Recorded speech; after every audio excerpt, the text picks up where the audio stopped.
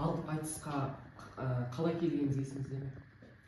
Айтысқа келгенім есімде, күні бүгінгі есімде. Осы өздеріңіз мектепте оқып жүргенде 6 сыныпта мектепшілік ақындар айтысы болады деп тұңғыш рет хабарлады. Ол кезде мынау республикалық айтысы өтіп жатқан болатын. Оның да өзі жаңа қарқын алған кездері ғой енді. Оны біз тек теледидардан ғана көретінбіз айтыс дегенді, бірақ ауыл арасында айтыс көрген емеспіз. Сол теледидардан айтыс көріп тамашалап жүрген кезімізде осы оқушылар арасында айтыс болатын. Соған әр сыныптарда оқушылар қатысу керек деп дәл сол кезде жаңағы айтқан анам қолдап қуаттап келіп тұрса сол алғашқы өлеңдерге шейін жазып беріп жаттатып, ән үйретіп, мақам үйретіп, сол айтысқа келгенмен өте жақсы. Сіздің ойыңызша қазіргі жастар поэзиядан қандай өсиет алып жатыр деп ойлайсыз? Болғаннан кейін ол халыққа қызық та болуы мүмкін. Әсіресе оның ішіндегі айтыс халыққа өте қызықты, тартымды.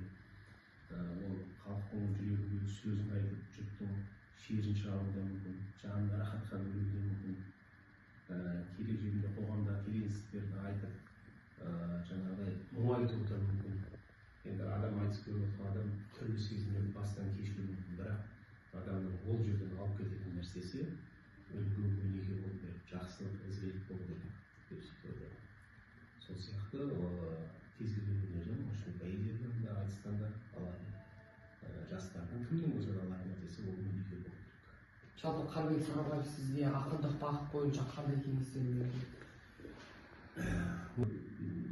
Қанбек ағамыздың өзі айтысқа кештеу келген адам. Себебі ол кісі жазба поэзияның өкілі, жастай ақын осы жазба поэзияға арналған өлең жазған, бірнеше кітаптар шықты. Ақындық жолға да ол кісі кейіндеу келді. Айтыстағы қарым-қатынастарда оны байқайсыздар.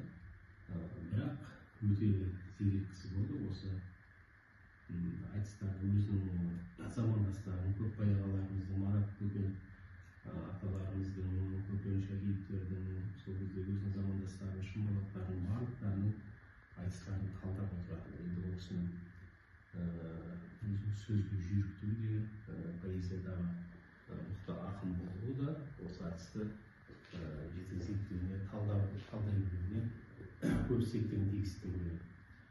Және сол жағынан барынша осы айтыстың көркемдік мазмұнына көп мән беретін. Айтыс жай ғана сұхбат түрінде немесе диалог түрінде ғана өтпеу керек, бұл көркем сұлу өнер ретінде болу керек, солай қалыптасу керек, солай даму керек деген нәрсені деп ойлаймын. Ұстазыңыздың зерттеу жүргізудегі ең ерекше әдісі не дейді? Енді ол кісі бір ғылыми бағытта зерттеу жасаған жоқ, дәл айтысқа келген кезде. Бірақ енді білетініміз ол кісі үнемі жетілдіріп, өзіне жетілдіріп отырады. Жаңағы ол кісінің айтатын сөзі бар, әр айтысқа барарда бар айтысты қарап шығып деген сөзі бар. Ол деген сөз бұған дейінгі айтыстарды қарап, талдап, зерттеп, содан өзінің жаңағы ұтқан жерін, ұтылған жерлерін зерттеп, зерделеп, соның қорытындысымен келесі айтысқа шығып деген сөз бар.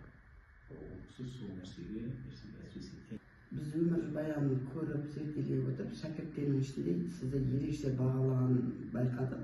Бұл жерде 10 000 өлең жолын жаттаған, сосын өлеңді тез жаттап алатын дейтінсізді. Қазір осы айтыс өнеріне бейім балалардың аса көп емес екені белгілі. Бірақ сол кітапқа құштарлығын ояту үшін поэзияны жақсы көрген баладан ешқандай қатыгездік шықпайды, былайша айтқанда. Өнерге жақындату үшін қандай бір ерекшелік айтар едіңіз, болмаса бір қазіргі тілмен айтқанда лайфхак деп жатады ғой. Енді қанша аз дегенмен ерекшелік бар өнерге құмар болды. Әсіресе ол біздің халқымыз өзі ән жырға құмар халық қой. Балаларымыз да бар. Әдегенде мектепке көптеп топталып келеді. Ал бірақ соларды ұстап қалу, соларды ары қарай дамыту, қызығушылығын ояту, бұл енді ұстаздыққа сын нәрсе айтқан кезде. Әйтпесе дәл сол кезде де біз айтып отқан Қанекең Мирашқа мектепте біз алғашында 30-40-қа жуық оқушы болдық. Содан кейін бір 5-6 ғана қалдық. Мүмкін ол іріктеліп те қалатын шығар, бірақ қазірде осы жаңағы мектебіне келіп жатқан балаларға қарап отырып таңғалдым. Дәл сондай.